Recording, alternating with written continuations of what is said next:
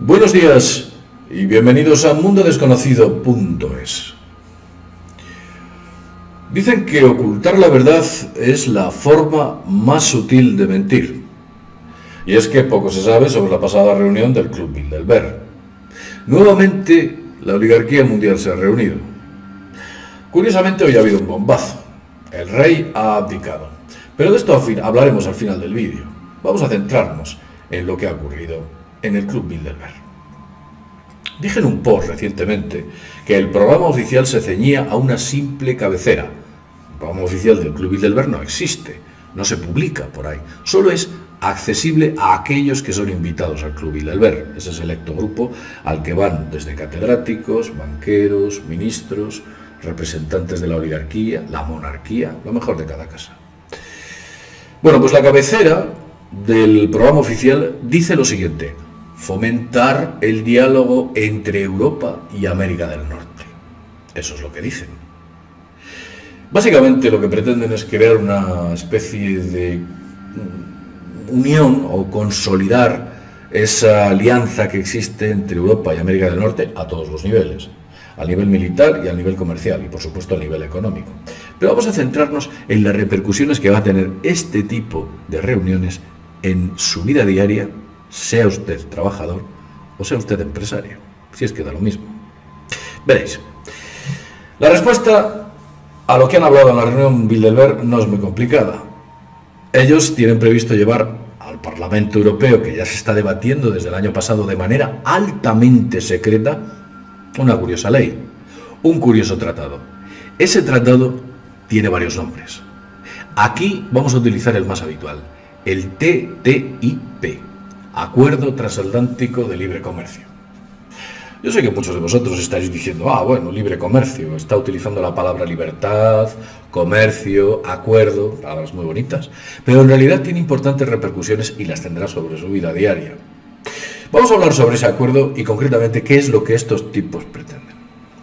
Sencillamente, su idea es facilitar a las grandes multinacionales, que no a usted si es un pequeño empresario, o a ti si eres un trabajador, facilitar a esas grandes multinacionales el comercio Atlántico Norte. Visto así, podemos pensar que es poco relevante. Lo cierto es que este acuerdo afecta directamente a las condiciones laborales de los ciudadanos de la Unión Europea, porque pretenden estandarizar salarios y condiciones evidentemente a la baja. Ellos utilizan un término, a mí me ha resultado hasta gracioso, que es armonización. Este eufemismo, que realmente lo único que intenta es suavizar lo que oculta, es una palabra que han tenido que rebuscar muchísimo para poder explicarle a la gente por qué tus salarios van a ser rebajados y por qué tus condiciones laborales y tus contratos van a ser, si no bien destruidos, si bien modificados para ir a peor, que duda cabe. Mejoras sociales, olvídate, pero vamos a centrarnos en lo que dice este acuerdo. Este acuerdo pretende fortalecer a la empresa privada, a la gran empresa privada, insisto, frente a la pública, permitiendo un mayor margen de maniobra e intrusión por parte de esta. Y estoy hablando, cuando hablo de intrusión, me refiero a, por supuesto, la enseñanza y, por supuesto, la educación. Por consiguiente, el aumento de esta privatización es ni más ni menos que un giro de tuerca que nos lleva finalmente a que el Estado que nosotros conocemos se vuelva una empresa privada, si no lo es ya. Pero vamos a seguir. Vamos a hablar de esta armonización. Es una palabra bonita, suena bien, armonización. Me gusta repetir, armonización. Bien. Pretenden rebajar las condiciones laborales a las norteamericanas. Las condiciones laborales en Europa son bastante más estrictas, más elevadas y, por supuesto, se ciñen a un marco legal muy complejo. Sin embargo, en Estados Unidos son mucho más relajadas, son ambiguas, laxas en algunas ocasiones, mucho más que las europeas. Los salarios son inferiores, que duda cabe. Frente a una moneda débil del euro, del dólar frente al euro, nos damos cuenta de que el aspecto salarial que tiene el norteamericano está bastante desfavorecido, casi un 40% frente al europeo. Imaginaos lo que es esa armonización para llegar a esos estándares. A los norteamericanos nunca les van a subir el sueldo ni las mejoras salariales o las mejoras laborales frente a los europeos. El caso va a ser distinto. Es la única forma de que esas empresas sean competitivas. Y hablo de empresas, me refiero a las grandes empresas multinacionales de esos sectores que vosotros conocéis y a las grandes empresas dedicadas al dinero, los grandes consorcios económicos. La armonización en materia de la agricultura va mucho más allá, que al parecer este acuerdo que pretenden llevar en secreto habla de que se pretende dar una mayor entrada a los alimentos modificados genéticamente y posiblemente a un aumento de esas sustancias que se entregan a los animales para que los animales sean más productivos, ya sabéis, para que engorden, básicamente. Recordemos que en Estados Unidos el número de granjas que hay es de 2 millones. ¿Sabéis cuántas granjas hay en Europa? 13 millones de granjas. Objetivo, evidentemente, destruir a las pequeñas empresas para fomentar esos grandes latifundios con los cuales construir ese tipo de agricultura a la que ellos quieren llegar. Una agricultura y una ganadería productiva en la cual el pequeño productor no tenga cabida. Las cosas son así, no nos podemos engañar. Y si no hacemos nada, esto continuará ad infinitum. Pero vamos a seguir adelante porque este acuerdo trae más cosas. En Sanidad y Salud pretenden reforzar las patentes de ciertos medicamentos, que está el lobby de la farmacéutica, para armonizar sus precios al alza. Y también facilitar el comercio de ciertos medicamentos que por Estados Unidos corren libremente. También pretenden endurecer los llamados derechos de la propiedad intelectual con la aplicación de una especie de ACTA. ACTA es un tratado norteamericano, una ley norteamericana durísima, con la cual prácticamente se equipara a aquel que copia con un narcotraficante, vamos, o una especie de terrorista, una cosa así. Pues eso es lo que se pretende hacer. Esto es hasta donde nosotros intuimos, ya que el TTIP se está negociando en el más absoluto secreto. Los borradores que existen se han ceñido a ser entregados a una serie de agrupaciones políticas, como ya sabéis, las mayoritarias, y esas, por supuesto, no han contado nada en la campaña electoral que ha habido en las recientes elecciones al Parlamento Europeo. No penséis que os van a contar este tipo de cosas. Cuando llegue el momento votarán a favor y punto. Estas cosas son así. Y si no, ya lo veréis. Acordaos de las palabras de JL. Vamos a hablar de una cosa curiosa con respecto a los secretos. A mí me gusta recordarlo porque al final son palabras de alguien que, si bien es cierto, entendió muy bien el carácter y el problema de aquellas cuestiones secretas y que no se debían llevar a efecto dentro de las sociedades actuales. Decía Kennedy lo siguiente en un discurso que dio, y esto ya lo he dicho en algún vídeo, decía: la propia palabra secreto es repugnante en una sociedad libre y abierta. Y nos hemos opuesto intrínseca e históricamente a las sociedades secretas. Y eso que están haciendo allí es una sociedad secreta, de alguna manera. Nos hemos impedido a los juramentos secretos, a los procedimientos secretos, porque nos enfrenta en todo el mundo una conspiración monolítica y despiadada que se basa principalmente en medios encubiertos para expandir su esfera de influencia, basada en la infiltración en vez de la invasión, en la subversión en vez de la elección y la intimidación en vez de la libre elección. Y decía Kennedy adicionalmente: es un sistema que ha usado vastos recursos humanos y materiales para construir una máquina eficaz estrechamente tejida que combina operaciones militares, y fijaos qué interesante lo que decía Kennedy en el año 63, diplomáticas y de inteligencia, así como económicas, científicas y políticas. Sus preparativos son ocultos y no se publican. Sus errores son enterrados y no salen a la luz pública. Sus disidentes son silenciados, no elogiados. No se cuestionan los gastos, no se publican los rumores, no se revelan los secretos. Es por ello que el legislador ateniense Solón decretó como delito que los ciudadanos se desentendieran de las controversias. Efectivamente, nos encontramos dentro del contexto al que Kennedy hacía referencia: secretos. Y por supuesto políticos, económicos, militares. ¿Militares? Y os cuento. En la reunión del Club Bilderberg 2014 se ha hablado de otra cosa. y es el despliegue de las tropas norteamericanas a los países del este, de tal modo que se va a crear una especie de muro armado, junto con la frontera de Rusia, que estará forjando, o se está forjando en estos momentos, por la colaboracionista Polonia.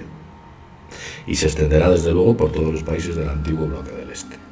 Este cerco a Rusia y China es algo que no podemos ignorar, algo tan peligroso, por supuesto, como insensato e irresponsable. Lo que pretenden es calentar nuevamente la Guerra Fría. En el mundo del desconocido estamos seguros que se ha hablado de la reunión, sobre la guerra civil que en estos momentos hay en Ucrania. Hay una guerra civil. Y de cómo se está desvirtuando la verdad de lo que está ocurriendo allí por parte de los grandes medios de comunicación, que curiosamente tienen importantes representantes, esos más media, dentro del Club Bilderberg. Si al fin y al cabo, esos más media son la voz pública de sus amos, ni más ni menos. No hay otra forma de verlo.